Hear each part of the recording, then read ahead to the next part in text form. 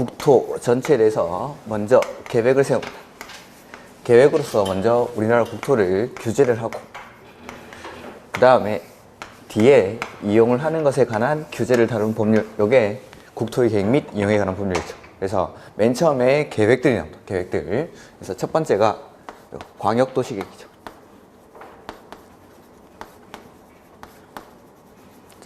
공법에서 광역 나오면 뭐 했습니까? 둘 이상의 시군. 그래서 이 광역도시계획은 둘 이상의 시, 군에서의 장기적인 발전 방향을 제시하는 계획이죠. 이렇게. 그 다음에 나오는 게 도시군 계획.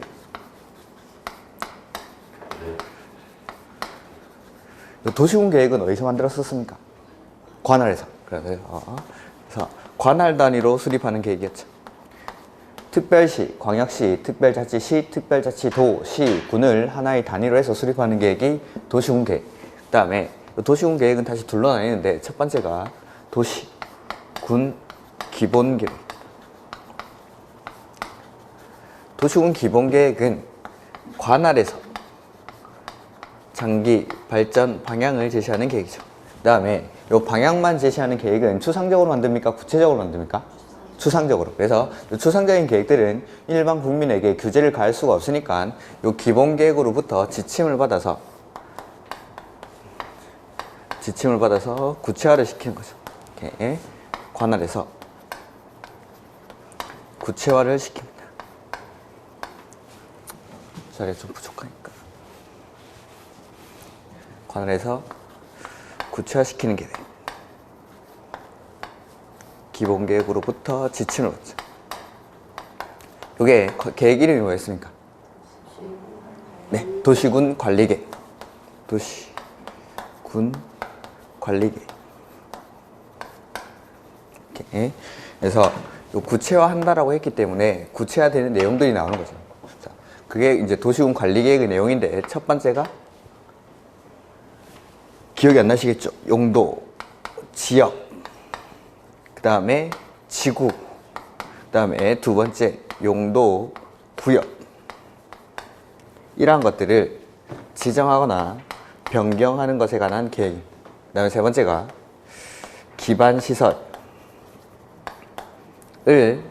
설치하고 정비하고 개량하는 것에 관한 계획. 그 다음에 네 번째는 신도시를 만드는 도시개발사업. 그 다음에 재개발, 재건축 같은 정비사업. 이런 것들. 그 다음에 다섯 번째가 지구 단위 계획구역. 그 다음에 여섯 번째는 입지 규제 최소 구역입니다. 이런 것들 간단하게만 쓰겠습니다. 이러한 것들을 먼저 지정을 해줍니다. 그 다음에 지구 단위 계획구역에서는 지구 단위 계획을 수립하고 입지 규제 최소 구역에서는 입지 규제 최소 구역 계획을 수립을 합니다. 여기에 맞는 계획들. 요 여섯 가지가 바로 도시군 관리 계획을 통해서 구체화되는 내용이죠. 이렇게. 저번 주에 했던 게 용도, 지역, 세분되는 것까지 했습니다. 용도, 지역, 세분되는 거. 이거는 다시 한번 써보겠습니다. 용도, 지역은 최대한 외우려고 노력을 해보십시오. 자,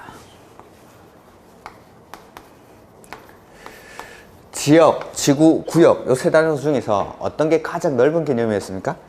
지역. 그래서 이 용도, 지역은 토지를 의미하는데 어디 있는 토지였습니까? 여기 관할에. 광명시장이 광명시에 있는 토지를 대상으로 용도 지역을 지정한다고 했죠. 그래서 관할에 있는 토지의 전부였습니까? 일부였습니까? 전부. 넓은 개념이니까. 가장 넓은 개념이니까 광명시 토지 전부를 대상으로 용도 지역을 지정을 합니다. 그 다음에 용도, 요 말은 이제 쓰임인데 요 쓰임이 용도 지역은 관할 토지 전부를 생활권을 중심으로 분류를 한다고 했죠. 그래서 주거지역은 주거지역에 맞게, 상업지역은 상업지역에 맞게 쓰기 위해서 이 용도지역을 지정을 합니다. 이렇게. 그래서 관할토지 전부를 생활권을 중심으로 분류를 해보면은 일단 법에서 크게 4가지 용도랑 9개의 지역으로 구분했었죠. 4가지 용도랑 9개의 지역. 자, 4가지 용도 혹시 기억나십니까? 그렇죠. 도시지역, 관리지역, 그 다음에 농림지역, 그 다음에 자연환경 보존지역. 복습 안 했으면 큰일 날 뻔했네. 이거 중요한데. 도시지역, 관리지역, 농림지역, 자연환경 보존지역. 이 네 가지가 크게 네 가지 정도입니다. 네 가지 정도. 저번 주에 합격자 발표가 있었죠? 합격자 발표가. 아십니까? 저번 주 수요일날. 이제 우리가 시험 치고 나서 한 달 하루 있다가 발표가 납니다. 그래서 저번 주 수요일날 발표가 났는데 저번 주에 이제 막 합격자 모임들도 하고 한번 가봤습니다. 역시나 아주 익숙한 분들이 오십니다. 아주 마지막까지 이렇게 끝까지 앉아있던 분들. 이렇게 가가지고 표정들이 너무 좋죠. 여러분들이. 제 개인적인 이야기를 하나 하자면은 남들은 공인중개사 시험을 쉽다 아무나 딴다 이렇게 하지만은 저한테는 제 삶에 있어서 엄청나게 중요한 시험입니다. 예. 그 전까지 정말 이제 방탕한 생활을 하다가 이제 공부를 적으면서 이제 이 시험을 쳤는데 제가 그 시험이라는 걸 계속 이렇게 불합격만 되게 오랜 기간 동안 하다 보니까 시험이라는 제도에 대해서 막연한 불안감 같은 게 있었습니다. 이렇게. 그래가지고 이 시험을 치면서 모의고사 같은 거 칠 때는 정말 학원에서 거의 맨날 1등 했었죠, 당연히. 그렇게 했었는데 시험장에 가는데 보통 제가 시험장 가면은 정말 안 떠는 편인데 매년 2번, 3번씩 시험장에 가다 보니까 떨리고 그런 게 전혀 없습니다. 근데 그날은 이상하게 너무 떨리는 겁니다. 시험장에 가는데 공인중개사 시험을 치는데. 그리고 OMR 카드 실수를 거의 안 합니다, 저는. 그러니까 너무 많이 해보다 보니까는 이렇게 OMR 카드를 옮길 때 실수가 거의 없는 사람인데 그날 마침 또 실수를 한 겁니다. 그걸 이제 제출하기 한 5분은 아니고 한 10분 조금 안 되는 시간 남겨놨는데 마킹을 잘못한 게 딱 보이는 겁니다. 그래가지고 그 시간을 놔두고 이렇게 답안지를 바꿔가지고 OMR 카드 마킹을 새로 했습니다. 그때 1차 시간에. 그러니까 시간이 부족할까봐 너무 떨리는 겁니다. 그때. 그래가지고 이제 시험을 치고 2차까지 치고 나서 이제 나와서 저녁에 6시쯤 되면 가다번이 나오니까 채점을 하니까 점수는 이제 많이 남죠. 점수는 많이 남는데 이게 쉬고 나서 한 달 있다가 발표가 나니까 그 한 달 동안 너무 떨리는 겁니다. 이게 혹시나 떨어질까봐. 혹시나. 이 답안지도 안 바꾸던 사람이 거의 10년 정도 시험을 치면서 답안지를 바꿔본 적이 거의 없는데 그날 하필 답안지를 바꾸고 그것도 1차 시험에서 2차면은 1차 합격하고 나서 2차만 새로 치면 되는데 1차 시험이니까 또 이제 새로 쳐야 되니까 그래서 한 달 동안 되게 긴장을 하고 이렇게 있는데 그 합격자 발표 날이 되면은 아침 9시에 이제 큐넷 홈페이지에 공고가 뜨고 좀 있으면 문자가 개별적으로 옵니다. 내가 이제 문자 통지 서비스 이렇게 체크해 놓으면 문자가 아마 동차 합격하면 3개가 올 텐데 뭐뭐뭐님 몇 회 공인중개사 시험 1차 시험에 합격하셨습니다. 그 다음에 뭐뭐뭐님 몇 회 공인중개사 시험 2차 시험에 합격하셨습니다. 그 다음에 뭐뭐뭐님 최종 합격하셨습니다. 이런 식으로 문자가 3개 옵니다. 그 전에 이제 9시에 발표가 나죠. 계속 한 달 동안 마음을 졸이고 있다가 9시에 발표가 나는데 6시 정도인가 눈을 떠가지고 계속 홈페이지 켜가지고 새로 고침을 하고 있다가 봤습니다. 네. 합격자 그 명단에 이름이 있더라고요. 이름이 있고 그 전까지 너무 긴장을 했어요. 그러니까 답안지도 바꿨지 긴장도 많이 했지 이러다 보니까는 시험에 계속 떨어지고 왔던 사람들이다 보니까 나는 정말 재수가 없는 놈인데 혹시나 또 이렇게 잘못되지 않았을까라는 생각이 계속 들다가 이제 합격자 명단에 이름이 있으니까 이게 되게 기분이 좋았습니다. 되게 정말 말로 표현할 수 없을 만큼 기분이 좋았습니다. 남들은 별로 저희 합격에 대해서 크게 이렇게 감명이 없겠지만은 저 개인적으로는 되게 이제 의미가 있었죠. 이렇게 맨날 떨어지다가 합격을 하다 보니까 그리고 이제 문자가 이렇게 3개가 딱 오는 겁니다. 기분이 너무 좋죠. 근데 솔직하게 친구들한테는 말을 못했습니다. 친구들한테는 부끄러워서 말을 못한 게 아니라 친구들이 보통 전문직이나 아니면 최소한 공무원 돼 있다 보니까는 걔네들한테 이걸 말을 해도 저희 감동을 같이 공유하기가 힘들 것 같아서 걔네는 아무 감흥이 없을 것 같아가지고 부끄러워서 말을 안 한 건 아닌데 저는 진짜 공인중개사 시험은 정말 이제 저한테는 의미가 있는 시험인데 이렇게 저 혼자 너무 좋아했습니다. 그래가지고 한두 명한테는 말했습니다. 아직 공부하고 있는 친구들한테 제 나이 때 이제 아직도 좀 전문직 공부하는 친구가 있었는데 나 합격했다고 그 친구는 이제 부러워하더라고. 근데 다른 사람한테는 말을 못했었는데 이게 저한테는 개인적으로 큰 의미를 가지는 게 요전에는 계속 이제 좀 아까도 말씀드렸지만은 실패만 이렇게 쭉 하다 보니까는 되게 자신감도 없고 이렇게 뭐 삶의 의지 뭐 같은 것들 막 이렇게 막 열심히 해야겠다 뭐 이런 게 없었는데 요 합격하고 나니까는 나도 이제 뭐 좀 하면 될 것 같다는 그냥 막연한 자신감 같은 게 그 뒤에 좀 생겼어요. 그래서 요 시험 합격하고 나서는 좀 나름 그래도 열심히 살았던 것 같습니다. 열심히. 그 전까지는 정말 진짜 인생을 허비하면서 살았었는데 요 시험 합격하고 나서는 좀 나름 열심히 살았던 것 같습니다. 그래서 그러니까 뭐 개인마다 이렇게 합격했을 때 기쁨의 크기는 좀 다르긴 한데 어떤 사람한테는 저처럼 되게 중요한 의미를 갖는 시험일 수도 있고 어떤 사람한테는 뭐 그냥 별거 아닌 시험 뭐 이거 당연히 합격할 줄 알았다 이런 시험일 수도 있겠죠. 근데 뭐 합격자 모임에 오셨던 분들이 이렇게 표정 보면은 정말 표정들이 좋죠. 1년 동안 이렇게 노력해가지고 결과를 얻다 보니까 이렇게. 그러니까 여러분들한테 뭐 지금 앉아 계신 분들이 저보다 이제 많이 사신 분도 계시고 하다 보니까 여러 이제 실패나 성공을 저보다 훨씬 더 많이 겪으셨겠지만은 이런 시험 하나가 어떤 이렇게 살아가면서 삶의 계기가 될 수도 있습니다. 저처럼 이렇게. 그래가지고 뭐 남들이 뭐라 하든 상관없죠. 나한테만 큰 의미가 되면 되는 겁니다. 이렇게. 그래가지고 1년 동안 좀 노력하셔가지고 꼭 좀 합격하셨으면 좋겠습니다. 이렇게. 그래서 내년 이맘때쯤에는 합격자 모임에서 이렇게 즐거운 이렇게 막 거기 가면은 막 진짜 사자머리 해가지고 이렇게 미스코리아처럼 이렇게 오죠. 막 학원 다닐 때 있던 사람들이 아닙니다. 이렇게 알아볼 수가 없죠. 알아볼 수가. 이렇게. 상상만 해도 즐겁지 않습니까? 이렇게 힘들 때면 공부하기 싫을 때마다 돌아다니면서 이제 나는 합격하면은 저기 사무실 차려야지 이런 것들 뭐 즐거운 상상하면서 이렇게 그런 것들을 좀 극복해 나가면은 훨씬 더 좀 재밌게 공부할 수 있을 겁니다. 이렇게. 그래서 자 저번 주에 했던 건데 용도 지역은 크게 4가지 정도. 도시 지역, 관리 지역, 농림 지역, 자연환경 보전 지역 이렇게 4가지. 그 다음에 도시 지역을 세분하면은 주거 지역, 그 다음에 상업지역, 그 다음에 공업지역, 그 다음에 녹지지역 이렇게 세분을 했었고 관리지역은 계획관리, 생산관리, 그 다음에 보전관리 이렇게 하면은 법에서 9개의 용도가 나오죠. 그 다음에 요걸 다시 대통령령에서 세분을 한다고 그랬죠.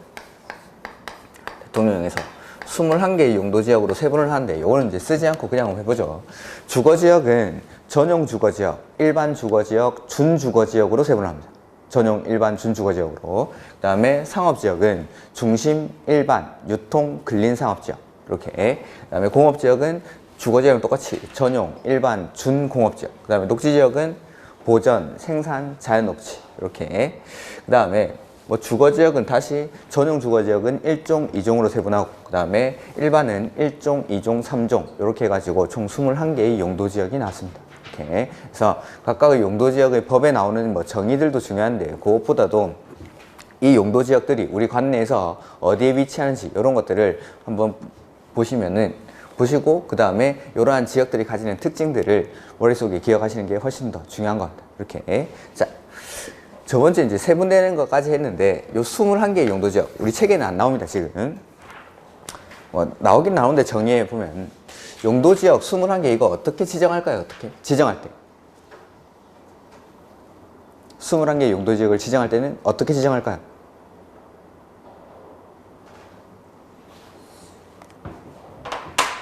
수립 비슷한 거 나왔습니다. 자 수립은 여기서 썼죠. 광역도시계획이랑 도시군 기본계획은 구속력이 없는 추상적인 계획이니까 수립이랑 승인이란 말을 쓰는데 관리계획은 수립 대신에 입안이란 말을 쓰고 승인 대신에 결정이란 말을 쓰느라고 했죠. 그래서 여기 나온 6가지를 하는 절차가 다 관리계획으로 한다고 했죠. 그래서 여기 보면은 용도 지역, 지구, 구역을 지정하거나 변경할 때 그냥 막 하는 게 아니라 일정한 절차를 거쳐서 하더라고요. 이 절차가 계획이라는 형태로 표현이 되는데 이 계획이 도시군 관리계획입니다. 관리계획. 그러니까 용도 지역, 지구, 구역을 지정하거나 변경할 때 그냥 막 하는 게 아니라 일정한 절차를 거쳐서 하고 그 절차가 계획이고 그 계획이 도시군 관리계획. 그 다음에 기반시설을 설치하거나 정비하거나 개량할 때 그냥 하는 거 아니고 절차를 거쳐서 하는데 그 절차가 계획이고 그 계획이 관리계획. 그 다음에 요 개발사업이나 정비사업에 관한 계획은 관리계획으로 결정을 해놓고 개발사업을 하는 절차, 정비사업을 하는 절차는 요 관리계획이 아니기 때문에 개발사업을 하는 절차는 개발법에서, 정비사업을 하는 절차는 정비법에서 규정을 하고 있는 겁니다. 그 다음에 지구단위 계획구역을 지정하거나 지구단위 계획을 수립하는 거, 입지규제 최소구역을 지정하거나 입지규제 최소구역 계획을 수립하는 게 다 관리계획으로 합니다. 관리계획으로. 그래서 용도 지역을 지정하는 사람이나 지구단위 계획구역을 지정하는 사람이나 똑같은 사람입니다. 관리계획의 결정권자가. 용도 지구를 지정하거나 변경하는 사람이 용도 구역을 지정하거나 변경하는 사람이랑 똑같습니다. 관리계획의 결정권자. 기반시설 설치, 정비, 개량하는 것에 관해서 결정해주는 사람도 관리계획의 결정권자가 결정을 해줍니다. 지구단위 계획구역, 입지규제 최소구역 지정하는 사람도 똑같이 관리계획. 그래서 21개의 용도지역은 지정할 때 원칙은 입안, 결정, 고시라는 관리계획 결정 절차를 거쳐가지고 지정합니다. 책에는 안 나와 있습니다. 책에는. 근데 뭐 용어에 정해 놨죠. 뭐 시, 도, 대도시, 시장 이런 사람들이 관리계획에 따라 용도지역을 지정할 수 있다. 뭐 이런 식으로. 그래서 관리계획으로 이렇게 입안, 결정, 고시라는 절차를 거쳐서 지정을 하게 됩니다. 이게 원칙. 근데 예외적으로 이 절차 일부 내지는 전부를 생략하는 경우가 있습니다. 생략하는 경우가. 그래서 여기서 여기까지를 생략하는 경우가 있고, 그 다음에 여기를 싹 다 생략을 하는 경우가 있습니다. 자, 이게 무슨 말인지 한번 보면은 요거 좀 하나 볼까요? 자, 택지개발지구라는 게 있습니다. 택지개발지구. 택지개발지구라는 게 지정이 되면은 이 택지개발지구로 지정된 지역을 그냥 바로 도시지역으로 봐줍니다.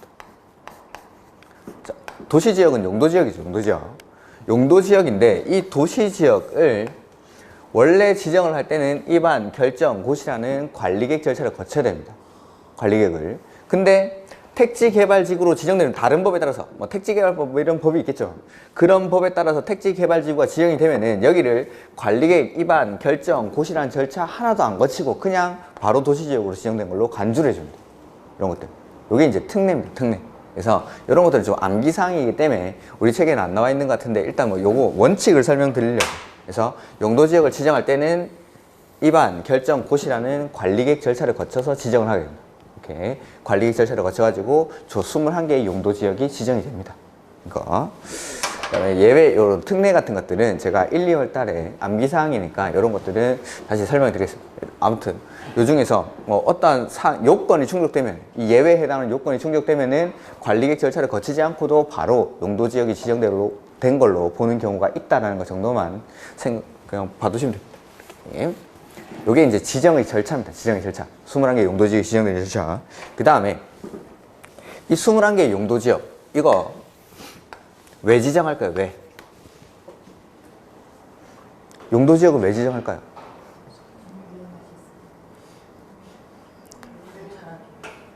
제가 칠판에 다 써놓고 한다고 했죠. 공법은 무슨 법입니까? 공법은?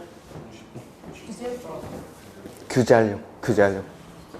공법에 나오는 대부분의 제도가 규제를 하기 위해서 하는 겁니다. 그러니까 내가 땅을 가지고 있지만은 내 땅을 내 마음대로 못 쓰는 이유는 저 21개의 용도지역 중에 하나가 지정이 돼 있으니까 요 용도지역에 맞춰서 토지를 활용을 해야 되는 겁니다. 즉, 용도지역이 21개 중에 하나가 지정이 되면은 행위 제한, 규제를 받게 됩니다. 규제를 받는데 요 규제를 행위 제한이라고 합니다. 근데 용도지역이 지정이 됐을 때의 행위 제한은 크게 일단 세 가지가 붙습니다. 세 가지가. 첫 번째, 건축 제한이라는 게 있어요. 건축 제한. 용도 제한이라고도 하고, 건축 제한. 그 다음에 두 번째는 건폐율. 그 다음에 세 번째는 용적률. 이 건축 제한은 기본서 나오면 그때 볼 건데, 건폐율, 용적률 이런 말들이 우리 입문서만 봐도 되게 많이 나옵니다. 그래서 건폐율이랑 용적률이 뭔지만 설명드리려고 일단 한번 써봤습니다. 자, 용도 지역이 지정되는 순간 일단 크게 세 가지 행위 제한이 따라 붙습니다. 건축 제한, 건폐율, 용적률. 자, 건축 제한이 뭔지 한번 보죠. 건축 제한이라는 거는 요건 원칙 대통령령에서 건축 제한을 하고 있습니다. 이렇게 기본소가 나온 표가 나올 건데 21개 정도의 표가 있습니다. 용도 지역이 21개니까 각각의 용도 지역마다 지을 수 있는 건물, 지을 수 없는 건물 이런 것들을 규정을 해놨습니다. 그 표가 보면은 자, 1번 해가지고 제 1종 전용 주거지역에서 지을 수 있는 건물은 이렇게 되어 있습니다. 그래가지고 요 밑에 이렇게 표를 만들어가지고 대통령령에서 지을 수 있는 건물, 그 다음에 조례에서 지을 수 있는 건물 이렇게 되어 있습니다. 그래서 대통령령에서는 요거는 지을 수 있어 라고 규정을 하고 조례로는 요거는 지을 수 있어 라고 규정이 되어 있습니다. 이런 표가 즉 21개가 있겠죠. 용도지역이 21개니까. 이게 뭐 기본소가 나오면 한 20페이지 정도에 걸쳐 가지고 규정이 되어 있을 겁니다. 기본소 20페이지에 걸쳐서 이런 작은 글씨로 있는 표들이 쭉 나오는데 이런 게 시험에 나올 것 같습니까? 나오죠. 올해 시험 나오죠. 올해 시험에 나왔고 저번주에 말씀드렸죠? 다음 중 아파트를 건축할 수 있는 용도지역은 뭐 이런 것들. 기출문 29회 기출문제. 정답은 뭐예요? 제2종 전용 주거지역이었나? 뭐 그렇습니다. 이렇게 뭐 저번주에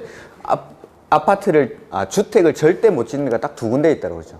전용 공업지역이랑 유통상업지역 뭐 이런데, 그 다음에 아파트 못 짓는 데는 뭐 일종 전용은 단독주택 중심의 양원 주거지역, 그 다음에 일종 일반 주거지역은 저층주택 중심의 편리한 주거환경이니까 이런 데는 아파트를 지을 수가 없습니다. 이런 것들은 좀 쉬운 것들이고 조금 어렵게 나올 때는 다음 중 뭐 제2종 일반 주거지역에서 지을 수 없는 건축물은 뭐 이런 식으로 해가지고 나옵니다. 이런 식으로. 근데 이런 것들은 다 외우는 사람은 우리나라에 존재하지 않습니다.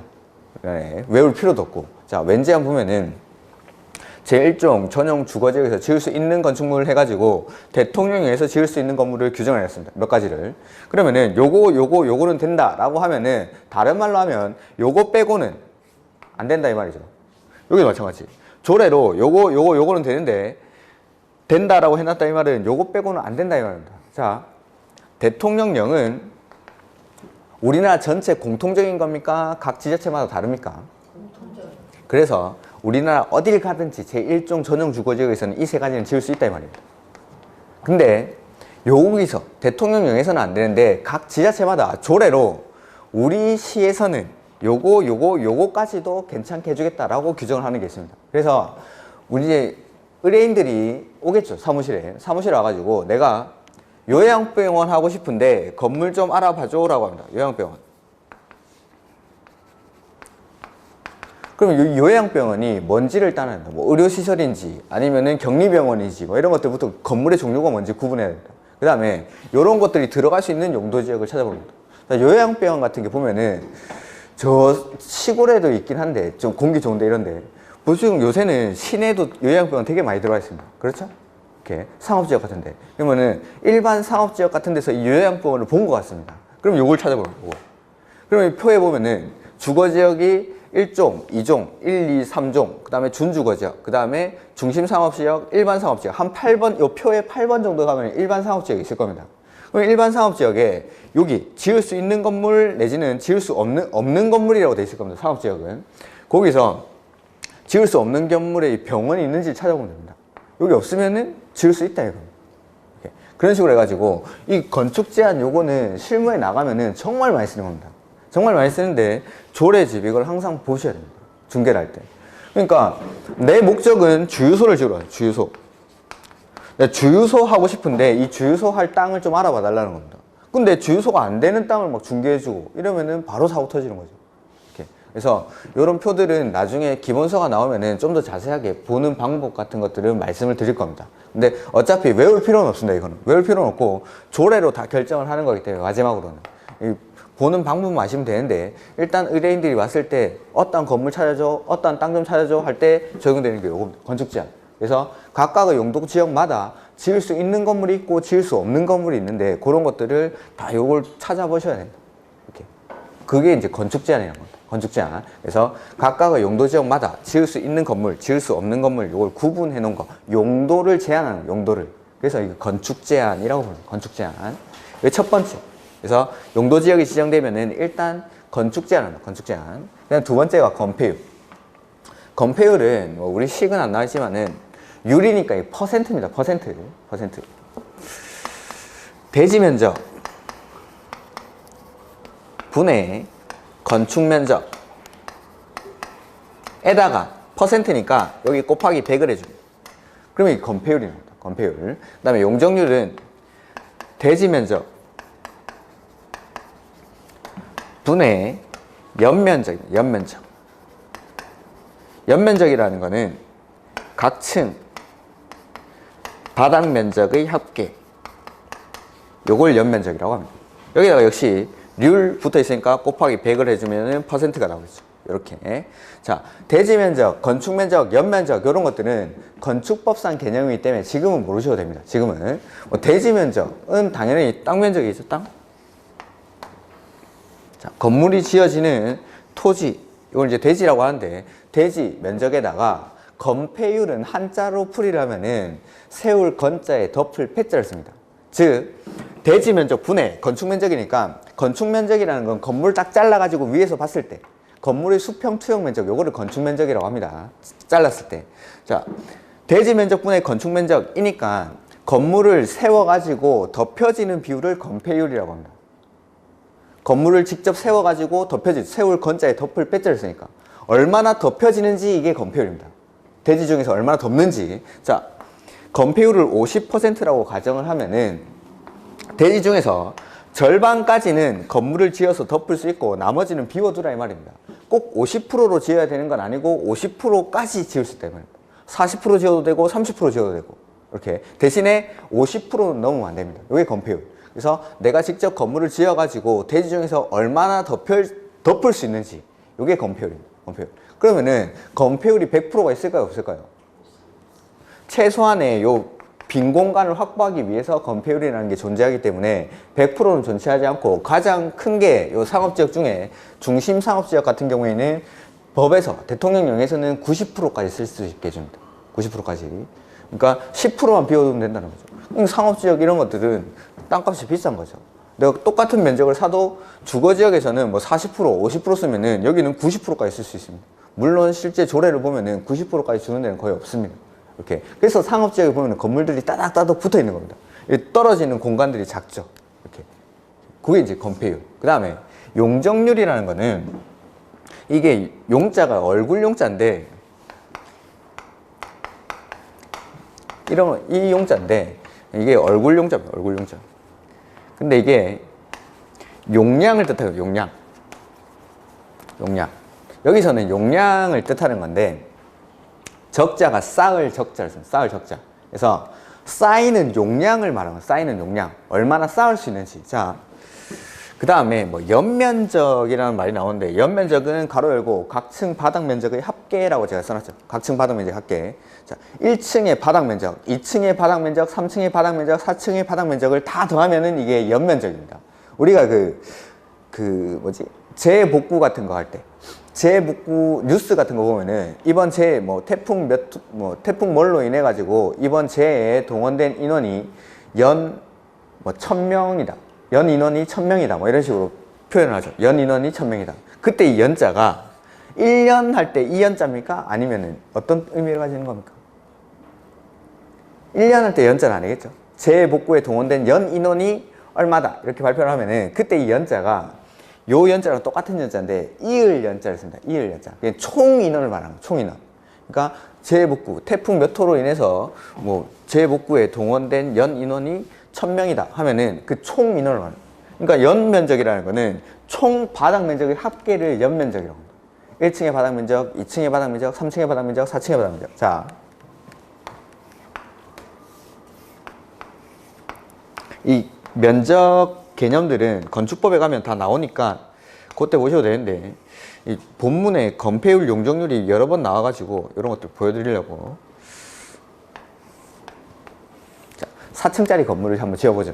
그 다음에 각 층의 바닥 면적을 50제곱미터로 하겠습니다. 그러면은 요 건물의 연면적은 얼마입니까? 1층 50, 2층 50, 3층 50, 4층 50이니까 100, 150, 200. 연면적이 200. 자, 이 건물이 깔고 있는 대지 면적을 똑같이 뭐 여기 100제곱미터라고 해보죠. 그러면은 대지 면적 분의 연면적이니까 50%가 아니라 200% 이렇게 되겠죠. 이렇게. 그래서 건폐율은 건물을 실제로 지어가지고 덮여지는 거, 얼마나 덮여지는지, 이게 이제 건폐율. 그 다음에 용적률은 내가 얼마나 쌓아 올릴 수 있는지, 쌓이는 용량을 뜻하는 쌓이는 용량. 이게 이제 용적률입니다. 우리가 이제 지나다니다 보면은 건물 이제 공사 같은 거 할 때 앞에 보면 건물 개요도라든지 공사 개요도가 붙어 있습니다. 거기 보면은 뭐 건물 이름, 무슨 땡땡 메디컬 센터 이렇게 돼 있고, 그 밑에 뭐 건축주, 그 다음에 시행사, 시공자, 대지 면적, 그 다음에 건폐율, 용적률, 건물 층수, 지하 몇 층, 지상 몇 층 뭐 이렇게 나와 있고, 그 다음에 각각 건축물 층수마다 용도 같은 것들도 잘 정해놨습니다. 뭐 2종 근생, 1종 근생, 그 다음에 의료시설 뭐 이런 식으로 메디컬 센터니까 뭐 이런 식으로 층수마다 다 이렇게 돼 있죠. 거기 보면 이제 건폐율, 용적률 이런 것들이 나오죠. 그게 이런 거죠. 건폐율은 내 그 대지 면적이 그 공사 개요도의 대지 면적이 얼마라고 나와 있으면은 그 대지 면적 중에서 요 퍼센트 정도 뭐 우리가 배우는 것처럼 딱 건폐율이 50% 이런 건 절대 없죠. 밖에 나가면 이런 건 없고 보통 뭐 24.235% 뭐 이렇게 나옵니다. 그럼 대충 한 25% 정도 덮여지겠구나라고 생각하시면 되는 겁니다. 이렇게. 그다음에 용적률이라는 거는 대지 면적에다가 얼마나 쌓아 올리는지. 그러니까 자 이것도 한번 해볼까? 쓴 김에 200% 요거를 일반적인 우리 숫자로 바꾸면 얼마가 됩니까? 퍼센트 떼버리면 이게 숫자가 얼마 되죠?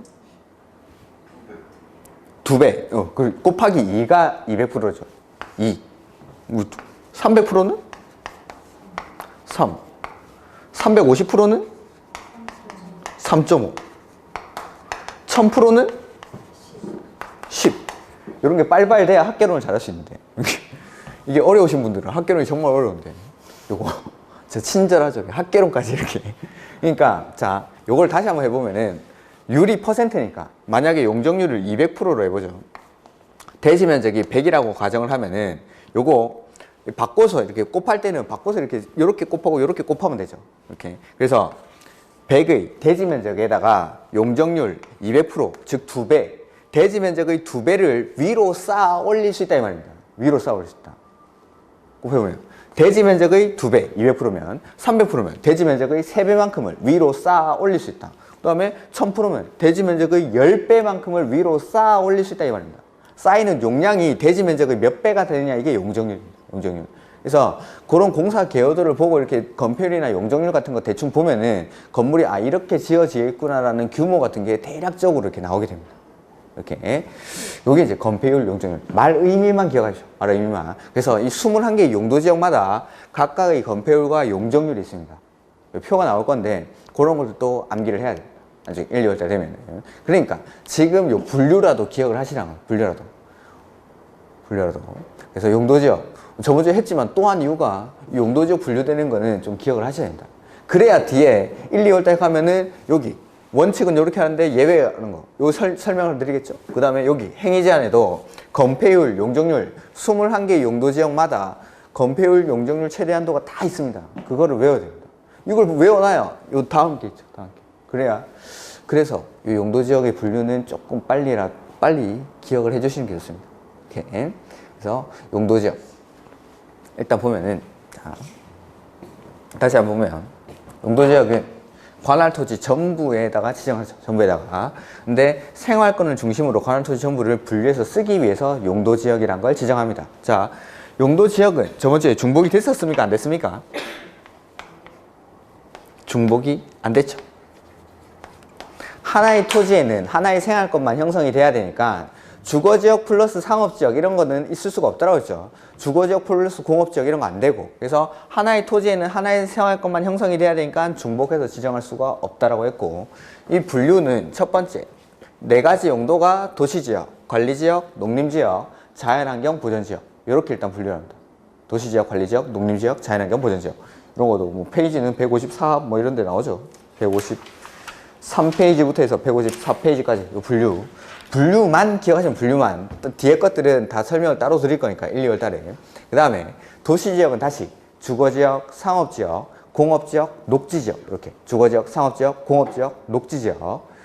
그 다음에 주거지역은 전용, 일반, 준주거지역으로 세분하죠. 전용, 일반, 준주거지역. 그 다음에 전용 주거지역은 다시 1종, 2종으로 세분합니다. 1종, 2종으로. 그 다음에 일반은 1종, 2종, 3종으로.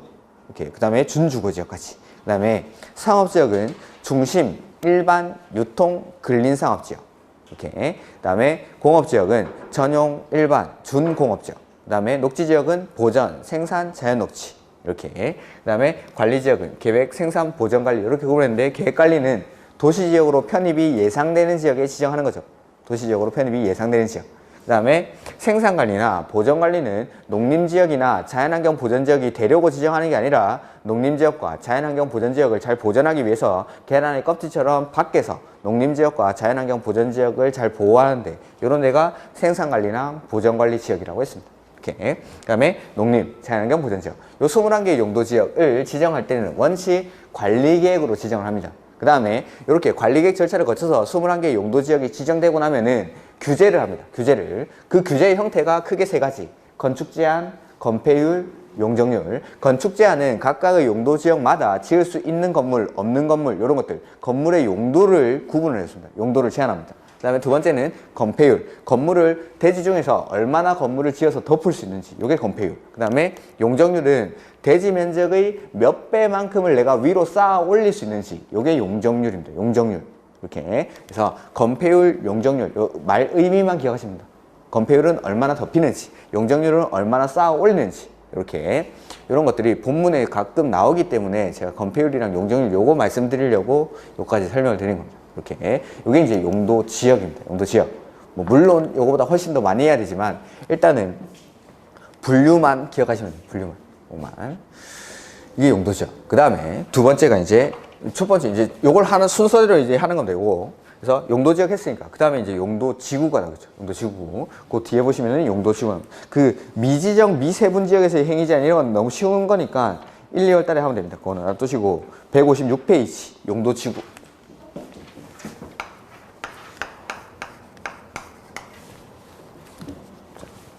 똑같은 말이니까.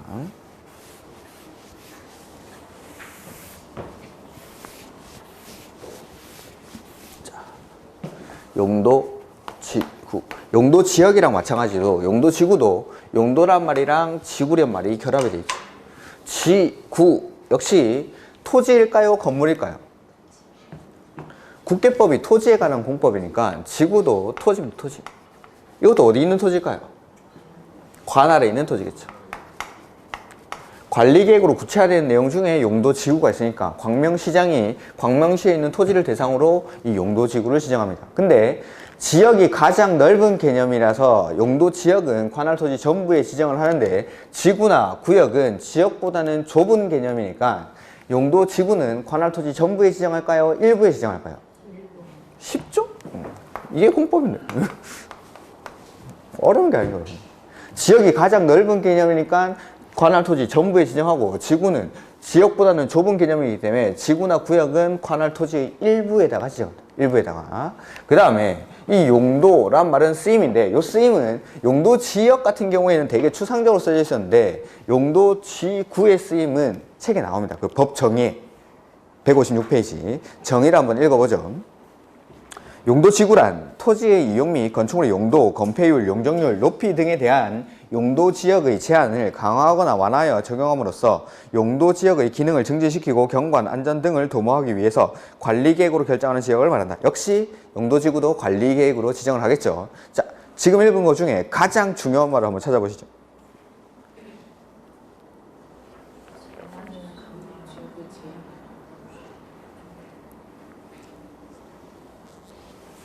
정답이 안 나오는 것 같은데.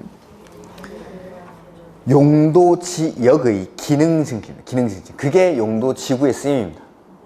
자, 올해 52번 문제, 올해 그 공법 52번 문제 이 문장이에요. 이 문장.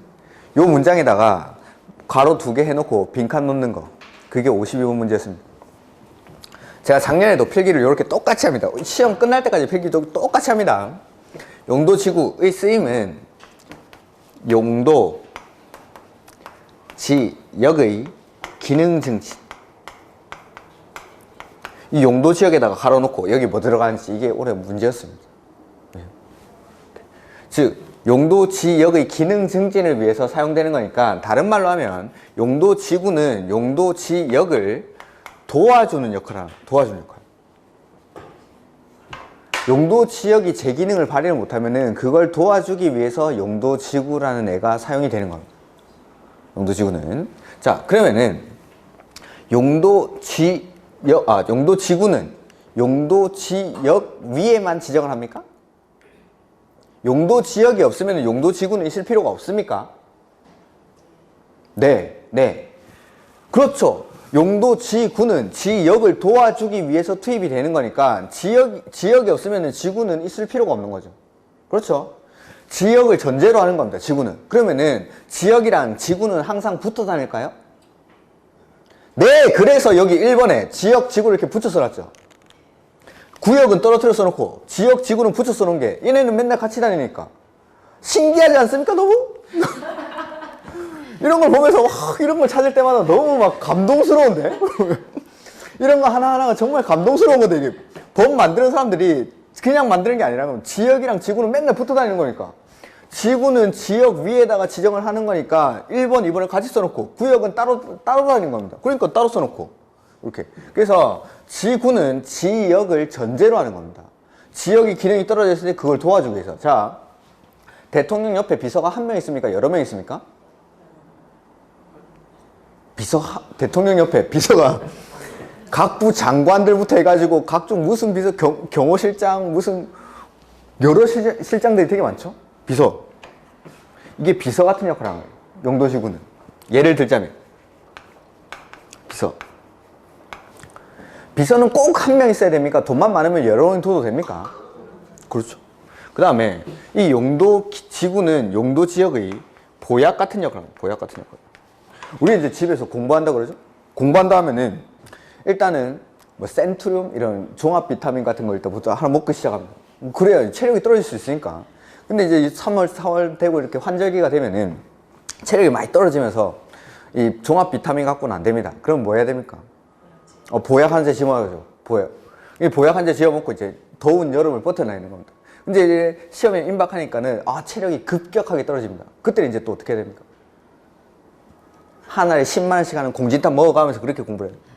한 달에 1000만 원씩 벌 건데 10만 원짜리 공진단이야 여러 개씩 여러 개 먹어. 제가 그 말씀 안 드렸나? 부산에 제 아는 동생 이야기 안 했습니까? 여기서는 안 했나 보네. 부산에 얼마 전에 조정대상직이 풀렸죠. 세 군데가. 해운대, 거기 잘 모르시겠지만 해운대, 그 다음에 수영구, 그 다음에 동래구라는 데가, 이 세 군데가 부산의 조정대상지역에서 풀렸습니다. 여기서 장사하는 동생이 있는데 갑자기 이렇게 되게 거만한 말투로 그 부산 애니까 형님 커피 한잔 합시다. 알았다 갈게 이러고 나갔죠. 나갔더니 막 커피를 이제 먹으면서 조정대상지역 풀리고 형님 아무한테나 말하면 안 됩니다 하면서 2주 동안 자기가 1600만 원 했답니다. 1600만 원. 1600. 2주 동안. 그 조정대상 풀리니까 서울에서 풀렸다 하자마자 서울에서 버스 2대 대절해서 내려왔다.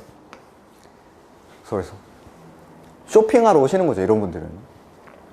그리고 이쪽에 그 재개발구역 그 앞에서 하는 사람인데, 동생인데, 재개발구역 그 앞에 얼마 전에 신축된 아파트가 있습니다. 그게 평당 2200인가 얼마 전에 실거래가 이렇게 되는 겁니다. 실거래가 2200에 거래가 되니까는, 자, 여기 조합원들 분양분이 1000만 원 조금 넘던가? 그랬습니다. 조합원들이 평당 1000 얼마인가 1000만 원 초반대에 이렇게 분양을 받았는데, P가 갑자기 얘가 이제 분양권 전매를 이 서울에서 오신 분들이 사가는데 1700까지 사갔다면 1700까지. 그래도 500 남으니까. 실제 거래 사례가 얼마 전에 지어진 게 2200에 거래가 되니까 1700에 사가도 500이 남는 겁니다. 이렇게. 그래가지고 해가지고 뭐 분양권 몇 개 해가지고 요새 좀 괜찮습니다. 그래서 당장 강의를 간들까라고 고민을 잠깐. 그러면서 걔가 하는 말이 형님 서울 사람들 너무 좋다면서 그 우리 이제 지방에 있는 이런 사람들 오면은 뭐 수수료가 107만 원 이렇게 나오면은 7만 원이 깎자고 7만 원 깎자고 하는데 여기 버스 타고 오신 분들은 수수료가 뭐 107만 원입니다 하면은 그럼 110만 원 드리면 됩니까? 이러면서 서울 사람 너무 좋다면서 그리고 뭐 현금 영수증은 어떻게 할까요? 아 됐다고 너무 깔끔하고 좋다면서 그렇게 이 친구 이런 것들 뭔 이야기 하다 여기까지 했지 아무튼 이렇게 그래 1,000만 원씩 한 달에 1,000만 원씩 벌 건데 뭐 10만 원짜리 이런 공진단위야 뭐 그냥 집에 비치해놓고 먹는 겁니다 이렇게 이게 비서나 이상한 말 많이 했는데 용도 지구는 용도 지역의 기능지지 즉 도와주는 역할을 하는 겁니다. 그래서 비서나 보약 같은 역할이라고 생각하시면 됩니다. 대통령이 자기 업무를 다 하기 위해서 옆에다가 비서를 여러 명 두는 거죠. 여러 명. 그 다음에 보약도 대통령이 너무 바쁘니까 자기 혼자 가지고는 안 되니까 기능이 떨어져 있는 겁니다. 그래서 그 기능을 증진시키기 위해서 도와주기 위해서 보약, 비서들이 투입이 되는 거죠. 자, 비서는 꼭 한 명 있어야 됩니까? 여러 명 있어도 됩니까? 보약 꼭 한 개 먹어야 됩니까? 여러 개 먹어도 됩니까? 그래서 용도지구는 중복이 될까요? 안 될까요? 됩니다. 이거 외우는 게 아니에요. 너무 당연한 거죠. 지역은 하나의 토지에는 하나의 생활권만 형성이 돼야 되니까 중복해서 지정할 수가 없는데 지구는 지역을 도와주기 위해서 지정이 되는 거기 때문에 지역이 제 기능만 발휘할 수 있다면 2개고 3개고 투입해도 상관이 없습니다. 자, 요걸 한번 보죠. 지역은 관할 토지 전부를 대상으로 지정한다고 했죠. 그래서 관할 토지 전부를 대상으로 1차적으로 용도 지역이 이렇게 지정이 되는 겁니다.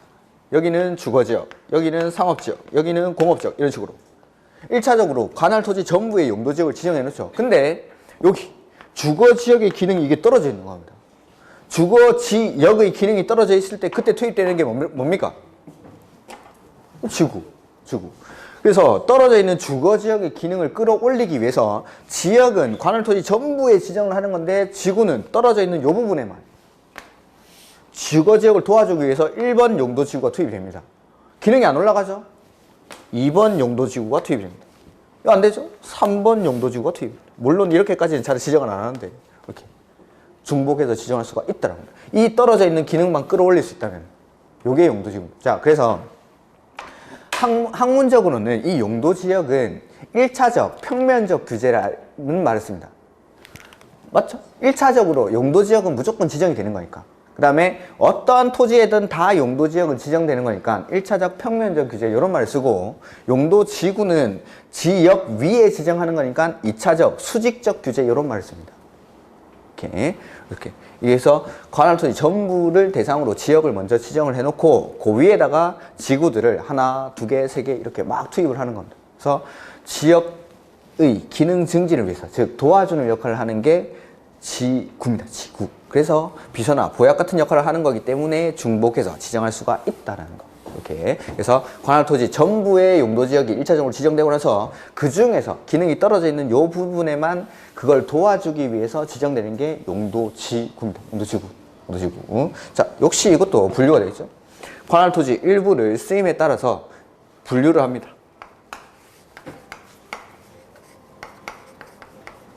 그게 법에서 일단 9가지로 분류를 합니다. 9가지. 그게 이제 156페이지 용도지구의 종류에 나오죠. 용도지구의 종류. 156, 157, 158페이지까지 이렇게 나옵니다. 이렇게. 자, 일단 법에서 9가지 분류가 첫 번째 칸에 있는 거. 첫 번째가 조금 더 진한 녹색 박스에 있는 그게 법에서의 분류입니다. 그걸 하나하나 써보겠습니다. 책의 순서가 조금 제가 하는 거랑 다르던데 1번이 경관지구. 경관지구 이거 뭐 하는 데일까요? 경치 좋은데 그 경관을 보호하는 데가 경관지구입니다. 경관지구. 두 번째 고도지구. 이건 뭐 하는 데일까요? 그렇죠. 높이를 제한하는데 고도지구. 세 번째 방화지구입니다. 방화지구는 뭐 하는 데일까요? 불 안 나게 조심하는데. 네 번째 방제지구입니다. 여기는 뭐 하는 데가요? 재해를 예방하는 데. 그렇죠. 다섯 번째, 보호지구입니다. 보호지구는 뭔가를 보호하는 데가 보호지구입니다. 뭔가. 항만, 공항, 군사시설이라든지 중요시설물 이런 것들을 보호하는데 이런 데가 보호지구. 아니면 생태계를 보호한다든지. 그 다음에 여섯 번째, 취락지구라는 게 취락지구. 요거는 취락지구 요것만 가지고는 조금 의미가 전달이 잘 안 되니까 좀 이따 따로 설명드릴 거고. 일곱 번째, 개발지능지구. 개발지능지구. 뭔가 개발을 진흥하는 데겠죠. 개발을 진흥하는 데. 주거, 공업, 유통기능, 관광휴양기능 위주로 개발을 진흥하는 데가 개발지능지구입니다. 개발지능지구. 그 다음에 여덟 번째, 특정 용도 제한지구. 이것도 뭔가 의미 조금 부연 설명이 필요합니다. 특정 용도 제한지구도. 그 다음에 아홉 번째, 이게 복합용도지구입니다. 복합용도지구. 법에서 불리는 이렇게 아홉 가지. 법에서 불리는 이렇게 아홉 가지가 법에 불립니다. 그러니까 여기 취락지구, 특정용도 제한지구, 복합용도지구 요 세 가지 정도 빼고는 나머지는 이 글자만으로도 의미 전달이 다 됩니다. 이런 것들은 굳이 암기하실 필요는 없습니다. 근데 이제 시험에 나오는 것들은 따로 체크를 해드릴 건데 이렇게 법에서는 아홉 가지로 분류를 합니다. 용도지구를. 이거 비서 종류가 아홉 가지가 있는 거죠. 그러니까 기능이 떨어져 있을 때 요 아홉 명의 보약이나 비서 중에 하나를 투입을 해보는 겁니다. 근데 기능 증진이 안 되면은 하나 더 투입하고 또 안 되면 하나 더 투입하고 이렇게 종류는 이렇게. 그 다음에 이제 세분되는 걸 보면은 대통령령에서 다시 세분을 하는데 경관지구는 자연, 시가지, 특화경관지구 이렇게 세분합니다. 자연, 시가지, 특화경관지구. 그 다음에 고도지구는 세분이 안 되고 방화지구도 세분이 안 됩니다. 그 다음에 방제지구는 시가지 방제지구, 자연 방제지구 이렇게. 그 다음에 보호지구는 역사, 문화, 환경 보호지구. 그 다음에 중요시설물 보호지구. 그 다음에 생태계 보호지구. 이렇게. 그 다음에 취락지구는 자연 취락지구, 집단 취락지구 이렇게 구분합니다. 그 다음에 개발지능지구 이게 좀 많은데 주거, 산업, 유통, 관광, 휴양, 그 다음에 복합, 그 다음에 특정 개발지능지구 이렇게 세분합니다. 그 다음에 특정용도 제한지구는 세분이 안 되고 복합용도지구도 세분이 안 됩니다. 올해 시험 문제 요 세분되는 거 옳게 연결한 거 이거 찾는 거였어요. 전통적으로 많이 나오는 거. 전통적으로 한숨 쉴 거 없습니다. 이런 거 틀리면 떨어져야 됩니다. 이건. 이게 용도지구가 작년 초에 개정이 있어요. 아직 12월 달이니까 작년 초에 개정이 되고 나서 작년에는 조금 어렵게 나왔는데 올해 시험장 가기 전에 이거 좀 보고 가랬습니다. 이거 분류되는 거 나올 거니까. 나왔죠. 요거 나왔고 용도지구 기능진지 용도지구가 올해 뭐 두 문제가 아주 쉽게 나왔습니다. 아주 쉽게. 두 문제 내는 경우가 거의 없는데 올해는 뭐 특이하게 아주 쉬운 문제로 두 문제, 거의 뭐 주는 문제로 나왔어요. 주는 문제로. 이렇게. 이게 이제 법이랑 대통령령에서 불립니다. 그래서 이 세분되는 게 다 세하려고 한 15가지. 그래서 세분 안 되는 것까지 합하면은 대통령 영상에서는 이 용도지구가 19개 정도 됩니다. 세분되는 건 이제 15개고. 이렇게. 근데 아까 봤듯이 취락지구라든지 특정용도 제한지구, 복합용도지구 이런 것들 빼고는 충분히 이것만 들어도 의미 전달이 되는데 세분되는 거에서 조금 특이한 것들이 몇 가지 있죠. 이렇게. 시간이 조금 애매하니까 쉬는 시간 동안 한번 외워보시겠습니까? 쉬는 시간 동안 최대한 뭐 세분되는 건 안 외우셔줬습니다. 요 9가지만 법에서 불려 9가지 요 정도만 기억하셔도 됩니다. 그러니까 용도 지역 같은 경우에는 세분되는 것까지 조금 기억을 해주셔야 되는데 용도지구는 요 9가지 정도만 기억을 해도 뭐 훌륭하십니다. 그러니까 요 정도 기억을 해보고 쉬었다가 요 하나하나의 용도지구 개념들을 설명을 드리겠습니다. 이렇게 10분 쉬겠습니다.